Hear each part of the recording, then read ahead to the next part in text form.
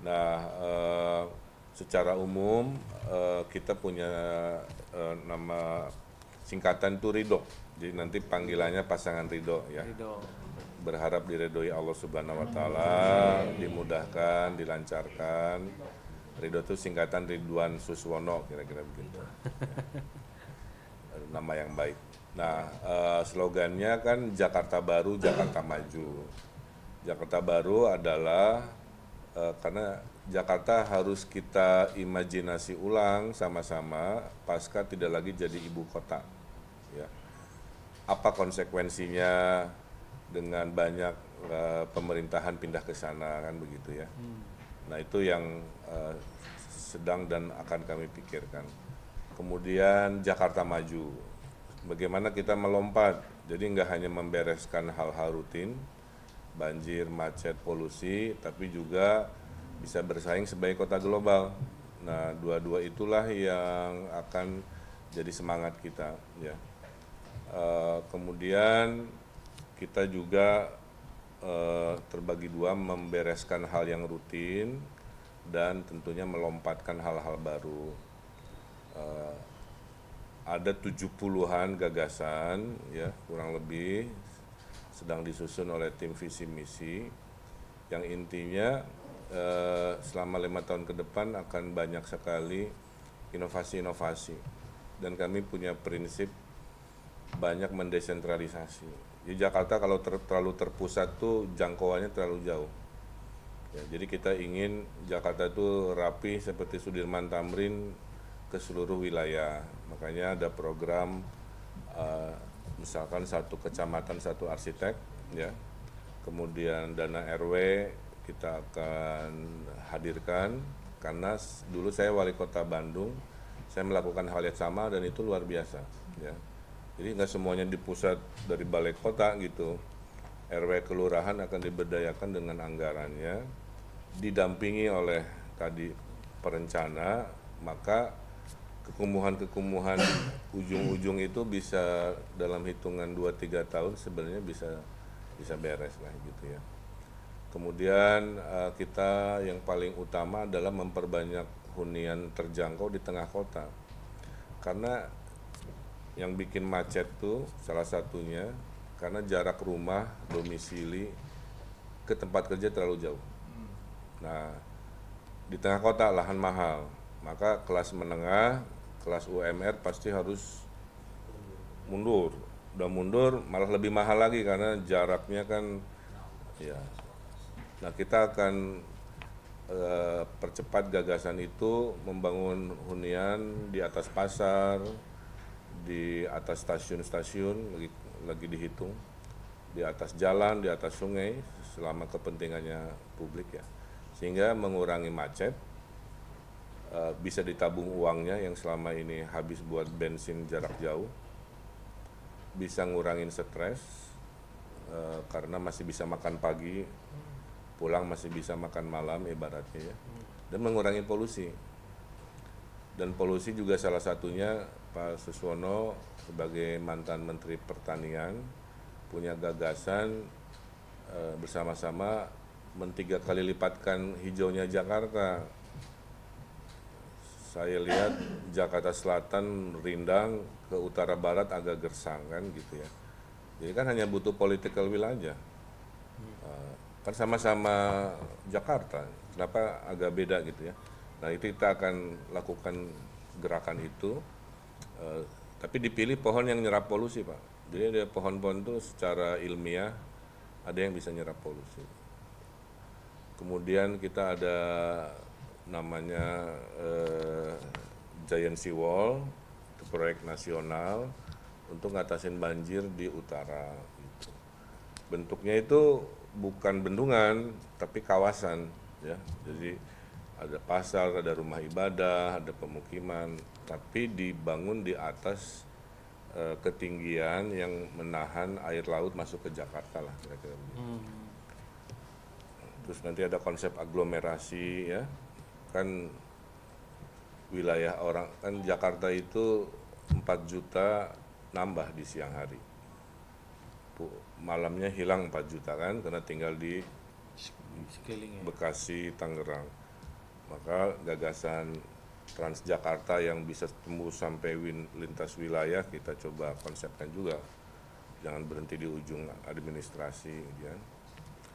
Itu kemudian ada proyek kebahagiaan namanya Happiness Index ya, itu juga sedang supaya seimbang antara infrastruktur yang besar-besar dengan nanti ada program mobil curhat buat orang-orang stres gitu kan. Itu gimana tuh? Pertama bis pilek. Saya udah praktekkan waktu wali kota, jadi mobilnya warnanya pink, isinya ada psikolog, ada ustadz, ada psikiater, apapun lah. Nanti berhenti di banyak tempat karena jumlahnya banyak, sehingga warga yang butuh konseling, bercerita tentang kesehatan mental dan tekanan Jakarta sebegitu, minimal ada teman cerita. Dan itu efektif ya. Di era hari ini orang curhat ke IG story kan. Nah, kita kasih negara hadir kepada mereka yang stres. Kemudian nanti ada kredit tanpa bunga tanpa agunan, saya udah praktekkan buat mereka yang uang cilik yang tidak punya agunan. Itu udah saya praktekkan selama 5 tahun berhasil. Jadi sebenarnya gagasan-gagasan ini setengahnya udah saya lakukan. Ya. Itulah kenapa saya hadir membawa pengalaman juga, bukan jadi gubernur Jakarta terus modal 0 pengalaman gitu ya. Saya 5 tahun memimpin kota mirip seperti ini, hanya penduduknya lebih sedikit dan uangnya lebih sedikit. Pernah mengurusi provinsi terbesar se-Indonesia yang jumlahnya 50 juta kan, apalagi saat COVID. Ya, kemudian sekarang ditugaskan di Jakarta, ya tentu hal-hal baik yang pernah ada akan kami terapkan. Nah kira-kira gitulah secara umum ya. Nah kita hanya punya waktu 90 hari, saya titip Perindo dan kader-kadernya, yuk mungkin memilih nanti wilayah kampanyenya di mana, nanti kita sama-sama dengan koalisi. Baik. Terima kasih Pak Effendi. Gagasan besar yang lebih dari 70 yang sudah listnya sudah ada ya, dari Pak Emil, Bang Emil, tapi masih sering Kang Emil terus. Mulai akrab dengan Bang Emil. Tentu hal-hal yang tadi sudah disampaikan ini kami akan mensupport penuh karena memang ya persoalan salah satu indikator bahwa Jakarta ini terpolusi ketiga kalau nggak salah di kota yang sangat tinggi polusinya lah. Oleh karena itu tadi penghijauan adalah salah satu yang sangat perlu diutamakan atau digalakan. Yang kedua, persoalan juga pangan ya, karena memang dari survei indikator terakhir itu persoalan rakyat Jakarta juga akses pangan yang masih sering menjadi masalah ya. Karena itu tentu kita akan keliling hari ini mengembangkan di Jakarta ini yang namanya urban farming ya, karena fakta bahwa sesungguhnya banyak lahan-lahan di Jakarta ini yang terlantar.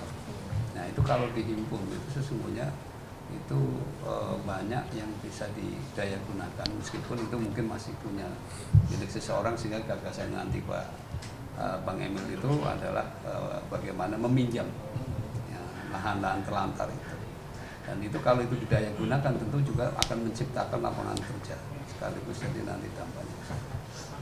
Nah untuk supply chain-nya kita tentu ya bagaimanapun supaya ada jaminan bahwa harga pangan itu stabil. Nah, caranya apa? Tentu bekerja sama dengan daerah-daerah yang bisa mensuplai lanjutan. Ya. Termasuk salah satunya adalah daging yang selama ini akhirnya andalannya dari impor. Padahal di NTB, NTT itu kan sapi-sapi relatif bisa diakses ketika ada transportasi yang cepat ke Jakarta, karena yang dibutuhkan masyarakat Jakarta adalah daging segar. Nah, kenapa tidak membangun RPH modern di sana gitu ya?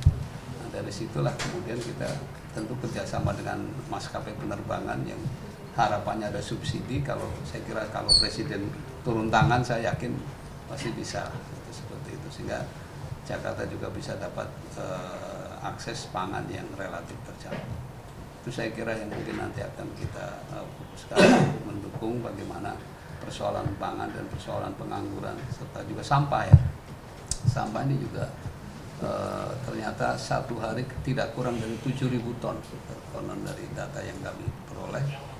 Nah tentu kalau itu bisa diselesaikan di tingkat RW, apalagi tadi sudah ada program peningkatan untuk dana RW ya, kalau itu juga nanti bisa dikombinasikan dengan itu, dikolaborasikan, saya kira itu pun juga akan mengatasi persoalan-persoalan sampah.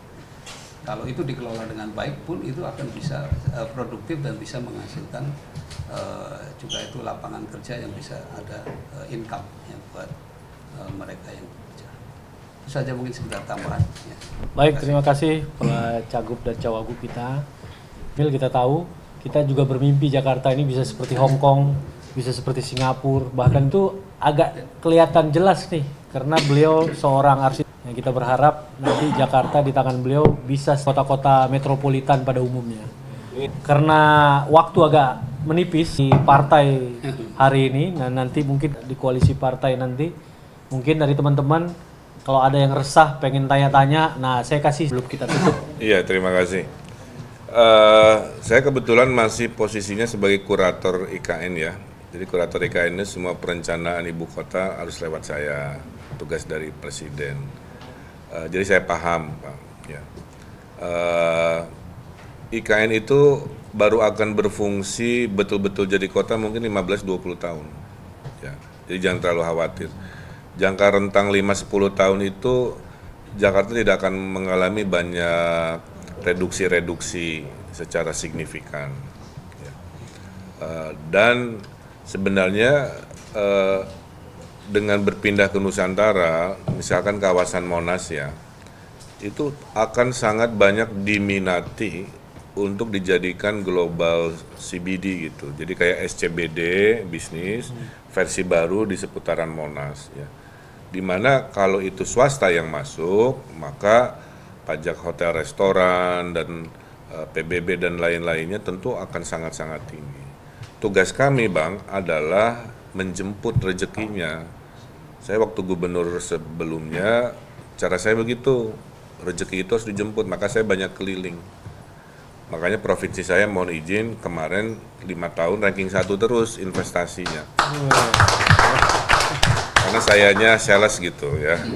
Nah saya akan menggunakan pengalaman itu untuk membawa hal yang sama di tempat yang baru. Sehingga itu mengkompensasi kekhawatiran tadi lah kira-kira begitu ya. Nah kemudian saya juga dicurhati oleh ibu-ibu sosialita yang kelas atas sampai ibu-ibu di kampung sama, Pak saya ingin anak saya dikasih taman bermain.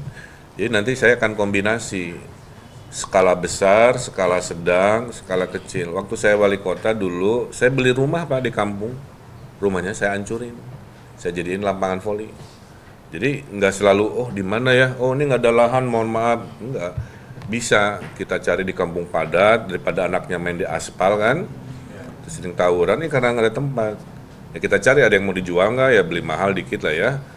Terus kita bongkar jadi tempat bersama. Saya bikin beberapa itu di kampung padat di waktu saya wali kota. Sehingga semua manusia sama Pak, mau dia menengah bawah menengah atas butuh ruang bertemu ya. Kan bete terus kalau di rumah berinteraksi. Termasuk kita ada rencana Car Free Night ya di tiap kelurahan kecamatan sebulan sekali. Ada bazar, ada musik, ada kumpul-kumpul malam Senin biar adem, trafiknya lagi rendah untuk mengurangi tawuran. Sehingga terjadi interaksi antar kampung kan. Sekarang sarana kenalan antar kampung gimana kan nggak ada. Nah, nanti kita bikin kayak Car Free Day tapi malam hari lah. Itu ada gagasan. Dan pernah saya praktekkan juga makanya banyak saya bilang gagasan ini udah saya kerjain di skala yang lebih kecil dan hasilnya masyarakat bahagia Pak gitu. Jadi kalau mau Car Free Day itu nggak harus ke Sudirman Tamrin, ya di wilayah masing-masing aja cari jalan kosong yang traffic rendah ditutup, bikin kebahagiaan di skala. Itulah yang saya sebut kami ini punya konsep dasarnya 3 DKI, desentralisasi, kolaborasi dan inovasi. Di mana kita bisa desentralisasi, anggaran didesentralisasikan. Di mana kita bisa kolaborasi, mendesain bersama. dan harus berinovasi. Inovasi itu menghadirkan yang baru dari nggak ada. Akan banyak sesi begini Pak di pertemuan-pertemuan berikut karena ada 70-an yang harus kita diskusikan. Sekarang baru bab pendahuluan, ya, gitu ya. Dan mohon maaf karena memang koalisi kita besar, diantriin jadwal kami gitu ya. Jadi ini juga ditunggu Partai Demokrat untuk penyerahan B1 KWK-nya. Mohon izin dengan waktu yang tak terbatas, sekali lagi mohon maaf atas waktunya. Terima kasih. Baik.